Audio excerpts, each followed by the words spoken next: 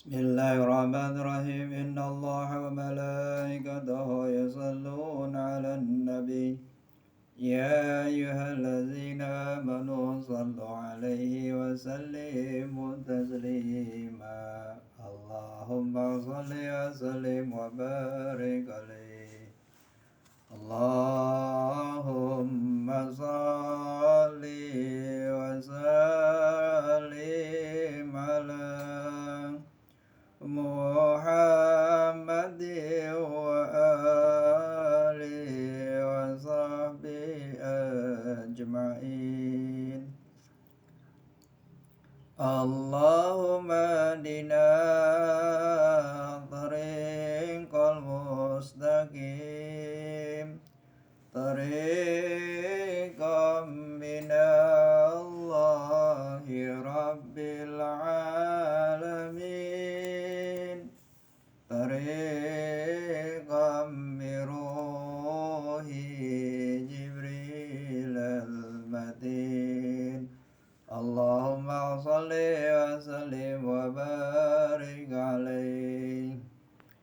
Sebelumnya dari Samudra Manaqib Syekh Abdul Qadir Al-Jailani Qaddasallahu sirah, Manqobah ke-9. Syekh Abdul Qadir Al-Jailani untuk pertama kalinya memberikan ceramah pengajian di hadapan para ulama Baghdad. Dalam kitab Bahjatul Asrar diterangkan bahwa pada hari Selasa tanggal 6 bulan Syawal tahun 521 Hijriah, menjelang waktu zuhur, saya melihat kedatangan Rasulullah Sallallahu Alaihi Wasallam. Kata Syekh Abdul Qadir Al-Jailani, lalu beliau bersabda kepadaku, "Wahai anakku, mengapa kamu tidak segera memberikan pengajian pada jamaah pengajian itu?" Lalu Syekh Abdul Qadir Al-Jailani mengemukakan alasannya. "Ya Rasulullah, bagaimana saya bisa memberikan pengajian? Sebagaimana diketahui bahwa saya ini termasuk orang ajam, sedangkan mereka para alim ulama Baghdad yang akan kuhadapi, mereka sangat fasih berbahasa Arab." "Coba mulutmu itu buka," sabda Rasulullah. Lalu saat itu pula saya membuka mulut, kemudian diludahinya mulutku 7 kali oleh Rasulullah. Sabda beliau, "Mulai sekarang silakan kamu mengajar, ajaklah mereka menuju jalan Tuhanmu dengan hikmat kebijaksanaan. Berikan nasihat dengan tuntunan dengan tutur kata yang bijak." Setelah itu beliau menghilang dari pandanganku. Setelah kejadian itu lalu aku melaksanakan sholat zuhur. Tidak berapa lama kemudian saya melihat orang-orang berdatangan dari beberapa arah. Mereka berbondong-bondong menuju madrasahku. Menghadapi kejadian itu saya menjadi gugup. Badan terasa menggigil, dagu menggeletar, gigi gemeretak, hatiku berdebar-debar, dan anehnya lagi mulutku terasa terkunci, tidak bisa berbicara. Menghadapi kebingungan ini, tiba-tiba terlihat Sayyidina Ali langsung berdiri di hadapanku sambil bertanya, "Mengapa kamu tidak segera mulai pengajian?" Dengan penuh hikmat saya menjawab, "Saya menjadi kaku dan gugup, tidak bisa berbicara menghadapi orang banyak." Lalu beliau menyuruh padaku untuk membuka mulut. Setelah mulutku dibuka, lalu diludahinya 6 kali. Saya bertanya kepada beliau, "Mengapa tidak 7 kali?" Beliau menjawab, "Karena menghormati kepada yang lebih tinggi tingkat kedudukannya, yakni Rasulullah Sallallahu Alaihi Wasallam." Setelah itu beliau menghilang dari pandanganku.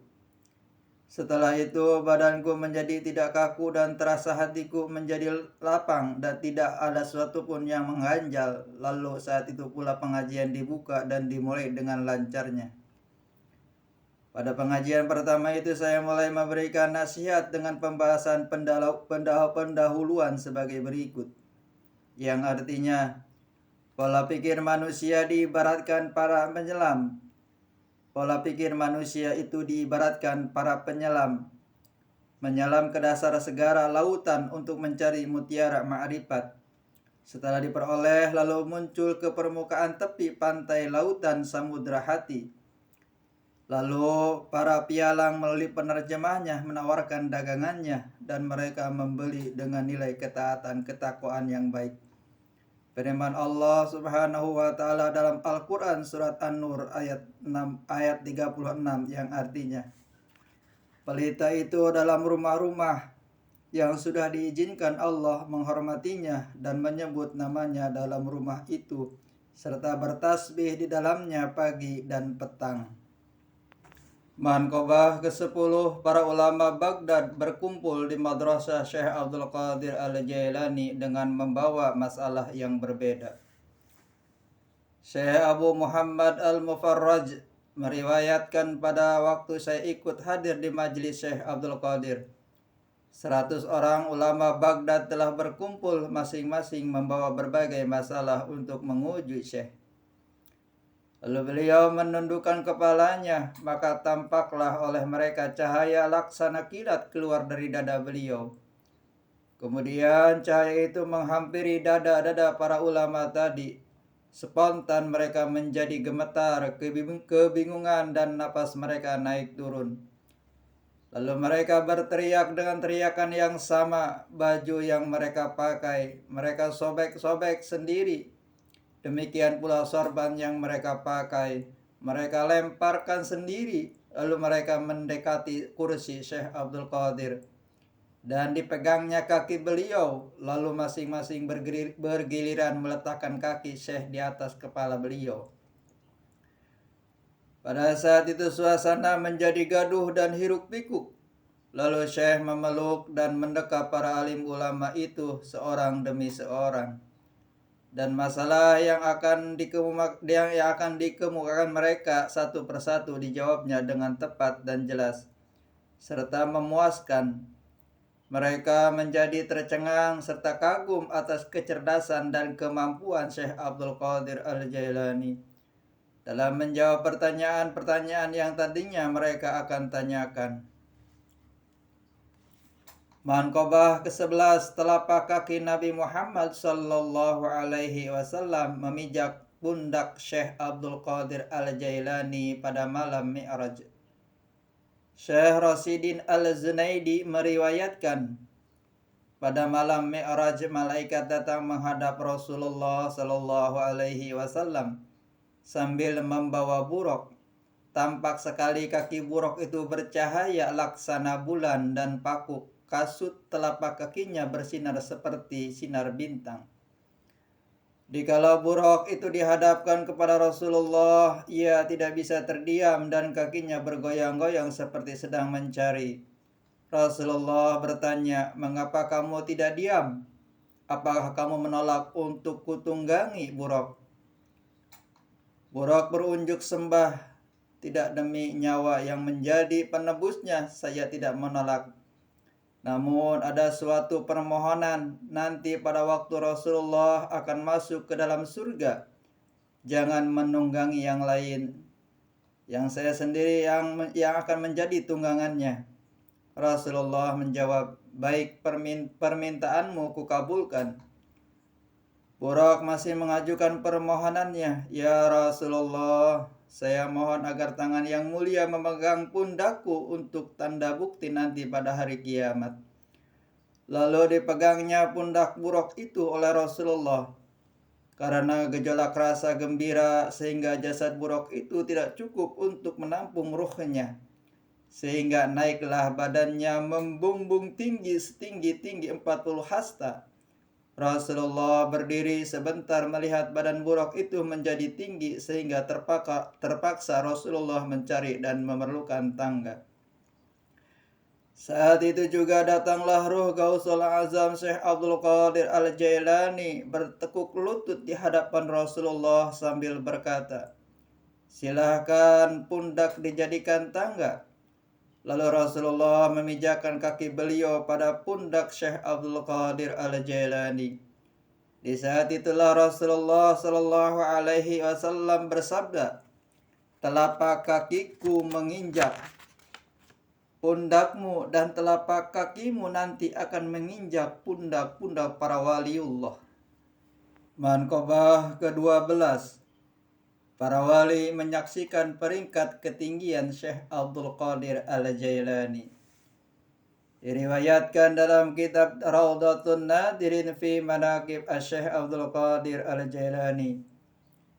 Pada masa periode ke-6 dari zaman Abi Ali Al-Hasan Asy-Syirri sampai pada masa kelahiran Syekh Abdul Qadir, tidak ada seorang alim ulama kecuali para umumnya mereka membicarakan tentang keagungan pangkat kewalian Syekh dan akan menginjak pundak para waliullah.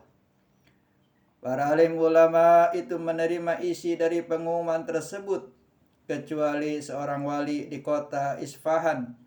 Ia menolak isi dari pengumuman itu dengan adanya penolakan tentang kewalian Syekh. Maka pada saat itu juga dicabutlah dari pangkat kewaliannya. Hampir 300 tahun lagi Syekh Abdul Qadir Al-Jailani akan lahir, kedudukan dan pangkat kewaliannya sudah masyhur dikenal masyarakat. Manqabah ke-13, kerusakan orang-orang yang menyebut Syekh Abdul Qadir Al-Jailani tanpa berwudu. Dalam kitab Kanzaril Ma'ani diriwayatkan bahwa Syekh Abdul Qadir Al-Jailani pada waktu pertama kali beliau menerima pangkat kewaliannya, beliau diliputi dengan sifat jalaliyahnya Allah, yakni sifat keperkasaan dan kesaktian. Oleh karena itu namanya menjadi sangat sakti. Kesaktiannya telah terbukti bagi orang yang menyebut nama Syekh Abdul Qadir Al-Jailani dengan bersikap secara tidak sopannya. Menyebut nama beliau dengan tidak punya wudu akan terputus lehernya. Pada waktu berjumpa dengan Rasulullah Sallallahu Alaihi Wasallam, Rasul berpesan, "Wahai Abdul Qadir, sikap perilakumu itu jangan kau lakukan lagi. Banyak yang menyebut nama Allah dan namamu, mereka tidak bersifat sopan. Setelah menerima amanat itu, saat itu juga sikap perbuatan itu beliau tinggalkan." Banyak ulama Baghdad yang menghadap Syekh Abdul Qadir. Mereka mengharapkan agar beliau melepaskan sikap perbuatan itu, mengingatkan banyak yang menjadi korban dan merasa iba terhadap mereka. Syekh Abdul Qadir Al-Jailani berkata, "Sesungguhnya hal ini bukanlah keinginan saya. Saya menerima sabda dari Allah yang isinya, 'Kamu sudah mengagungkan namaku, namamu juga kuagungkan.'" Para alim ulama mengemukakan yang menjadi penyebab nama Syekh Abdul Qadir itu sangat sakti karena beliau selalu membaca Syaifi Hirzul Yamani karangan Sayyidina Ali karamallahu wajhah. Manqabah ke-14, orang yang membaca hadiah atau bertawasul kepada Syekh Abdul Qadir Al-Jailani akan dihasilkan maksudnya. Diriwayatkan oleh guru-guru yang telah mendapat kehormatan, barang siapa yang menyebut nama Syekh Abdul Qadir Al-Jailani dengan tidak berwudu, maka Allah akan menyempitkan rizkinya baginya. Dan barang siapa yang benajar akan membaca hadiah bagi Syekh Abdul Qadir Jailani, harus segera dilaksanakan agar kelak jangan disebut orang yang menantang dan dikhawatirkan akan menerima kutukan atau kawalat. Barang siapa yang bersedekah, berusaha makanan yang manis-manis pada malam Jumat, lalu dibagikan pada fakir miskin dan sebelumnya membaca hadiah tawasul kepada Syekh Abdul Qadir Al-Jailani, lalu dimohonkan karamah dan syafaatnya, insya Allah akan dihasilkan segala maksudnya dan akan mendapat pertolongan dari Allah. Barang siapa yang membaca Fatihah berhadiah kepada Syekh Abdul Qadir Jailani, bagi orang tersebut akan diberi kelapangan dan akan dikeluarkan dari segala kesulitan dunia dan akhirat. Barang siapa yang menyebut nama Syekh Abdul Qadir Al-Jailani dengan mempunyai wudu dengan keikhlasan serta mengagungkan dan menghormati kepada beliau, Allah akan melimpahkan kegembiraan pada hari itu baginya serta akan dilebur dosanya. Manqabah ke-15, nama Syekh Abdul Qadir Al-Jailani seperti Ismul A'zam. Di dalam kitab Haqa'iqul Haqa'iq diriwayatkan ada seorang perempuan datang menghadap Syekh Abdul Qadir Al-Jailani dan mengadukan hal anaknya. Saya mempunyai seorang anak, kini ia hilang tenggelam ke dasar lautan. Saya percaya dengan penuh keyakinan bahwa Tuan Syekh bisa mengembalikan lagi anak saya dan menghidupkan kembali seperti sedia kala. Untuk itu saya memohon pertolongan Tuan. Mendengar keluhan serta permohonan perempuan itu, Syekh Abdul Qadir Al-Jailani berkata, "Sekarang juga kamu pulang dan anakmu sekarang sudah berada di rumahmu." Perempuan itu pulang dengan tergesa-gesa. Setibanya di rumah, anaknya tidak ada.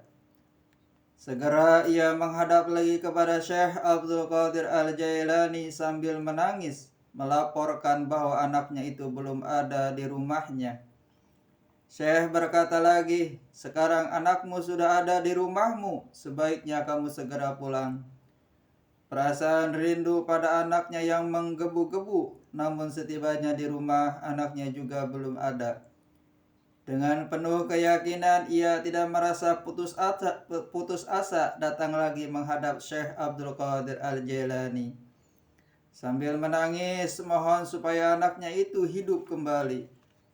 Kemudian Syekh Abdul Qadir Al-Jailani menundukkan kepalanya dan tegak kembali sambil beliau berkata, "Sekarang tidak salah lagi, pasti anakmu sudah ada di rumah." Dengan penuh harap ia pulang menuju rumahnya, dan setibanya di rumah ternyata anaknya dengan selamat hidup kembali berkat karamah Syekh Abdul Qadir Al-Jailani.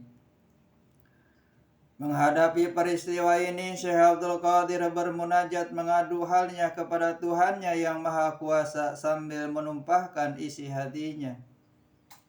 "Sesungguhnya saya merasa malu ya Allah oleh seorang perempuan sampai 3 kali ia mengadukan hal anaknya.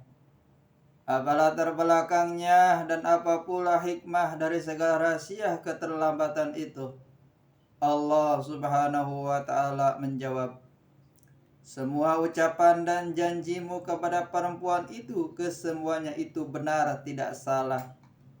Dan untuk diketahui, pada waktu pertama kali kamu mengatakan pada perempuan itu bahwa anaknya sudah berada di rumah, waktu itu malaikat baru mengumpulkan tulang belulangnya yang berserakan. Dan untuk perkataan dan janjimu yang kedua kalinya juga tidak salah. Karena pada waktu itu seluruh anggota tubuhnya baru utuh kembali dan dihidupkannya. Dan untuk ketiga kalinya pada waktu perempuan itu tiba di rumahnya, si anak itu baru diangkat dari dasar lautan dan dikembalikan ke rumahnya." Kemudian Syekh mengadu lagi pada Tuhan, "Ya Allah, Engkau menciptakan makhluk penghuni dunia yang berlimpah ruah banyaknya dan beraneka ragam jenisnya. Hal itu sangat mudah bagimu, hanya sekilas lintas. Dan sepatah kata saja sudah terwujud. Demikian pula halnya pada waktu mengumpulkan makhlukmu di padang mahsyar, hanya dalam tempo yang sesingkat-singkatnya sudah berkumpul, dibandingkan dengan hanya seorang anak yang saya mohonkan sampai ia terlambat dan cukup makan waktu yang lama. Apa pula hikmahnya ya Allah?"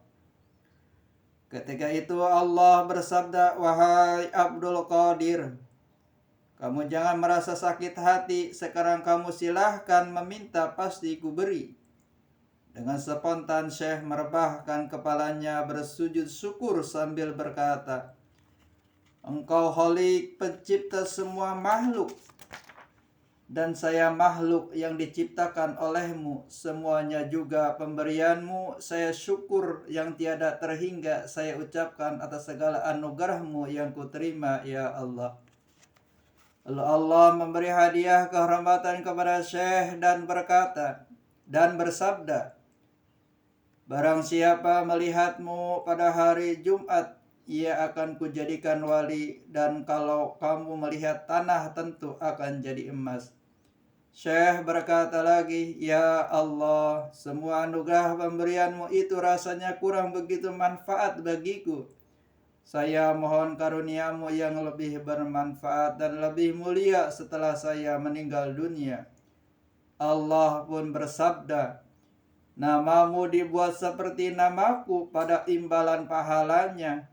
Barang siapa yang menyebut namamu, pahalanya sama dengan orang yang menyebut namaku. Manqabah ke-16, Syekh Abdul Qadir Al-Jailani menghidupkan orang yang sudah mati dalam kubur. Dalam kitab Asrarut Talibin diriwayatkan bahwa Syekh Abdul Qadir Al-Jailani pada waktu melewati suatu tempat, beliau bertemu dengan seorang umat Islam sedang berdebat dengan seorang umat Nasrani. Beliau seksama apa yang menjadi penyebab sehingga terjadi perdebatan yang sengit itu. Kata seorang muslim, kami sedang membangga-banggakan nabi kami masing-masing. Siapa di antara nabi kami yang paling baik? Dan saya berkata kepadanya, Nabi Muhammadlah nabi yang paling utama. Kata orang Nasrani, Nabi Isa lah yang paling sempurna. Lalu Syekh bertanya kepada orang Nasrani, apa yang menjadi dasar kamu bisa mengatakan bahwa Nabi Isa lah lebih sempurna daripada Nabi Muhammad sallallahu alaihi wasallam? Lalu orang Nasrani itu pun menjawab, Nabi Isa mempunyai keistimewaan, beliau bisa menghidupkan kembali orang yang sudah mati. Syekh melanjutkan lagi pertanyaannya, apakah kamu tahu aku ini bukan Nabi? Aku hanya sekedar penganut dan pengikut agama Nabi Muhammad sallallahu alaihi wasallam. Kata orang Nasrani, ya benar saya tahu Tuhan. Lebih jauh Syekh berkata lagi, kalau kiranya aku bisa menghidupkan kembali orang-orang yang sudah mati, apakah kamu bersedia untuk percaya dan beriman kepada agama Nabi Muhammad?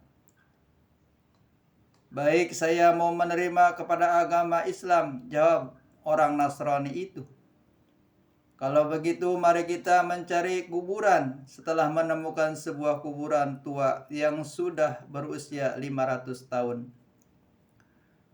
Lalu saya mengulangi lagi pertanyaannya. Nabi Isa kalau akan menghidupkan orang yang sudah mati, bagaimana caranya? Orang Nasrani pun menjawab, beliau cukup mengucapkan kum biiznillah, bangunlah kamu dengan izin Allah. Nah, sekarang kamu perhatikan dan dengarkan baik-baik, kata Syekh Abdul Qadir Jailani. Lalu beliau menghadap pada kuburan tadi sambil mengucapkan kum biizni, kamu bangun dengan izinku. Mendengar ucapan itu orang Nasrani tercengang keheranan. Belum habis herannya kuburan terbelah dua. Keluarlah mayat dari dalam kuburnya. Mayat itu keluar sambil bernyanyi. Konon pada waktu hidupnya mayat itu seorang penyanyi menyaksikan peristiwa aneh tersebut. Ketika itu juga orang Nasrani berubah keyakinannya dan beriman masuk agama Islam. Allahumma ansur alaihi nafahati wa ridwani wa amiddana bi asrarihi fi kulli waqtin wa makan. Al-Fatihah. Alhamdulillah.